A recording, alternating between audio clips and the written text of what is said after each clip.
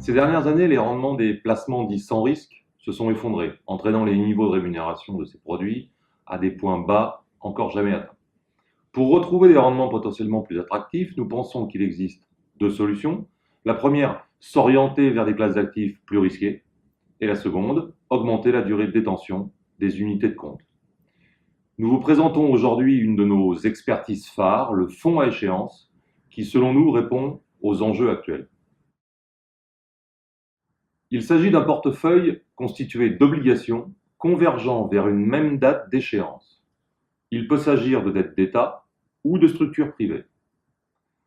L'équipe de gestion sélectionne les obligations qu'elle considère intéressantes en termes de rendement et de risque, en s'assurant que les maturités ne dépassent pas celles du fonds.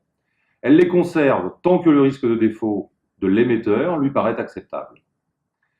La sensibilité au taux d'intérêt diminue dans ce type de produit et par conséquent, l'impact d'une hausse de taux serait ainsi plus limité dans les fonds à échéance que dans les fonds classiques. Aujourd'hui, la dette d'État des pays développés n'offre que très peu de rendement. Dans le marché des obligations, plus un émetteur est solide et plus sa rémunération sera faible. A l'inverse, la dette spéculative à haut rendement offre une rémunération potentielle plus attractive que la dette de qualité, car le risque y est plus important.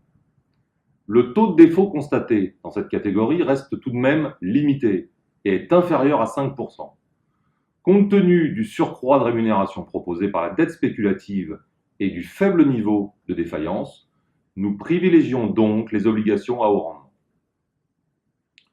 Pour faire face aux risques de perte en capital présents dans ce type d'obligation, il faut faire preuve de sélectivité.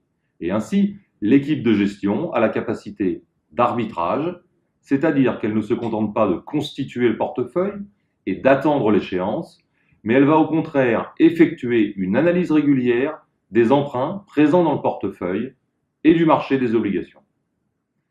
Si elle estime que la dégradation de la santé d'une entreprise peut causer un défaut, elle peut céder la dette et saisir une nouvelle opportunité. Il convient aussi de diversifier les positions afin de limiter l'impact d'un potentiel défaut. Cette diversification est rendue possible par le très large univers d'investissement dont dispose l'équipe de gestion.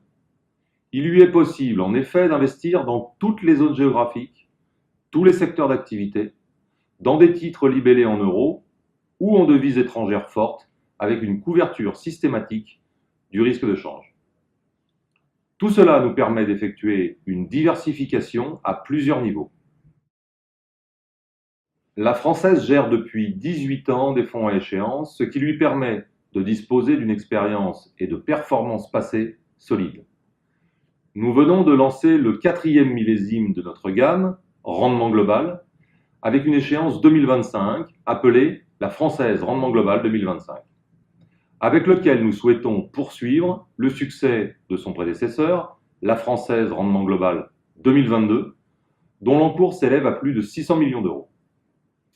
Ce dernier s'affiche avec un rendement à maturité net de frais de 4,4%. Notre gamme de fonds à échéance suscite l'intérêt des particuliers qui peuvent, avec ce produit, diversifier leur épargne et obtenir une nouvelle source de rendement en acceptant une prise de risque. Ainsi, bien que la liquidité du fonds soit quotidienne, il convient aux investisseurs dont l'horizon de placement s'étend jusqu'à 2025. En résumé, les fonds à échéance proposent un horizon fixe, une sensibilité décroissante au taux d'intérêt, ainsi qu'une capacité de diversification et d'arbitrage, et enfin une liquidité quotidienne.